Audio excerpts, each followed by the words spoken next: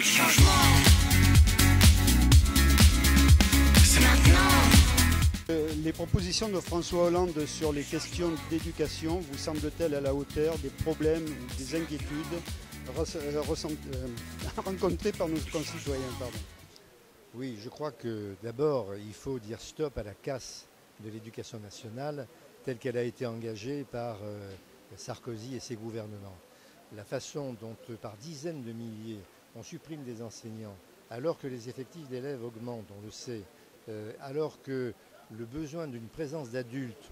non seulement enseignants, mais éducateurs des enfants, depuis les plus petits, les tout petits, jusqu'aux adolescents, c'est quelque chose de fondamental aujourd'hui. À un moment où on a affronté la désindustrialisation, la mondialisation, la loi de la finance et de l'argent, voilà qu'on détruit ce qui est le premier rempart contre la défense, l'attaque plutôt de l'argent et des valeurs de l'argent, c'est l'école. Or, il faut que nos enfants soient bien armés pour trouver un emploi, une formation professionnelle, recevoir une éducation qui leur permette d'être armés face aux difficultés de la vie, face aux problèmes de drogue, face aux problèmes de toutes les maladies, de toutes les misères qui assaillent aujourd'hui une jeunesse qui est désemparée et souvent avec très peu de moyens parce que les parents n'ont pas de moyens avec la paupérisation de la société. Et puis une école qui assure l'égalité des chances pour que des enfants du peuple, le président dit qu'il est le défenseur du peuple, mais les enfants du peuple doivent avoir le droit, c'est ça l'école de la République,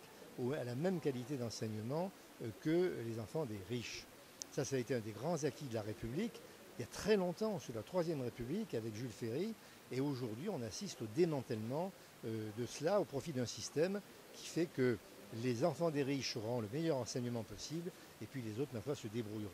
Et en ce moment, il y a une crise terrible dans les écoles, vous le savez, et nous devons être, nous élus, aux côtés des parents d'élèves et des enseignants, pour défendre l'avenir de nos enfants, qui est notre propre avenir. Par conséquent, je crois qu'il y a dans les propositions de François Hollande, qui lui justement propose déjà de renforcer les effectifs au lieu de dégarnir encore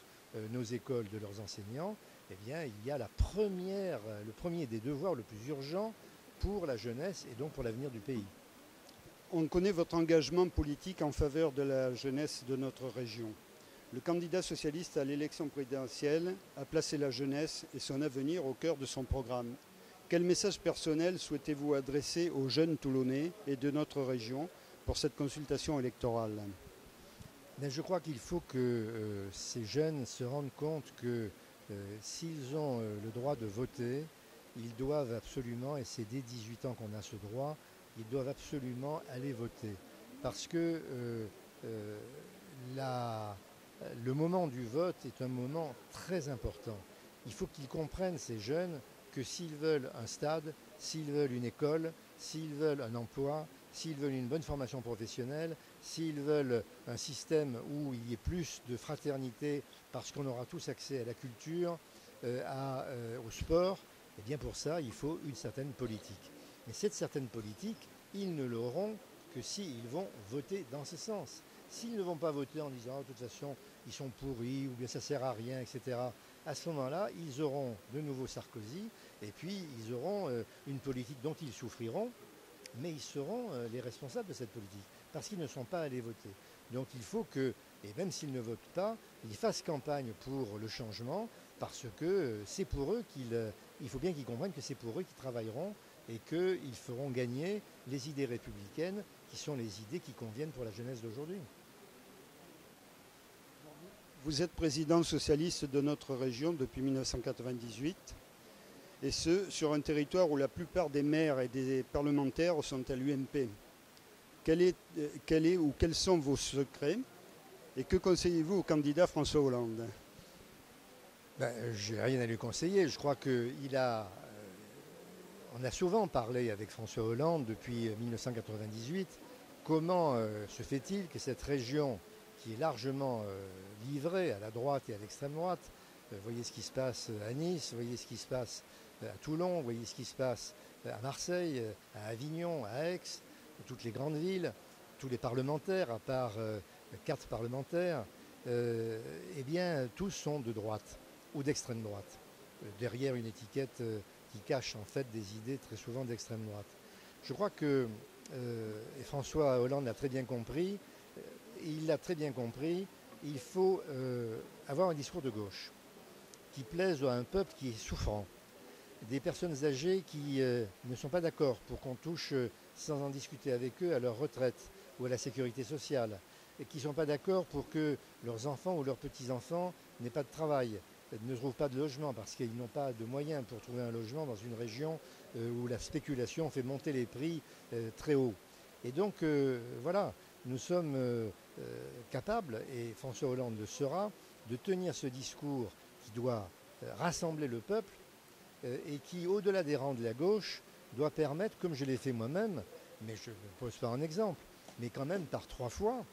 Une fois, ils auraient pu se tromper, 2 fois, peut-être, bon, mais 3 fois, ça veut dire qu'ils ont remis ça, nos concitoyens de cette région, en disant, oui, à vos ailes,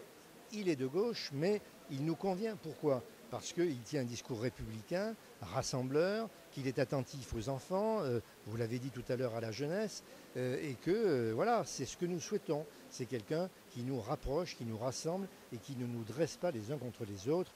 les personnes âgées contre les jeunes, les riches contre les pauvres, les chômeurs ou ceux qui ont un emploi contre un ou contre les fonctionnaires. Toutes ces haines, tous ces propos que tient le président Sarkozy, et qui, je l'espère, ne sera plus président dans 2 mois, mais qui font qu'ils montent les gens les uns contre les autres, alors que ce que les Français attendent de leurs élus, qu'ils soient président de région ou président de la République, c'est des propos de rassemblement, de respect mutuel, d'entraide, de solidarité. Voilà ce dont nous avons soif, et c'est par ces propos, je crois, que j'ai pu être élu 3 fois à la tête de cette région, par une conquête d'un électorat populaire qui disait, ben oui, il est de gauche, mais bon, après tout, il tient un langage, il a un programme qui nous convient, parce qu'il convient à nos jeunes, il convient à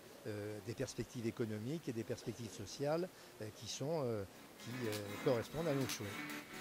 Merci beaucoup, Président. Le changement.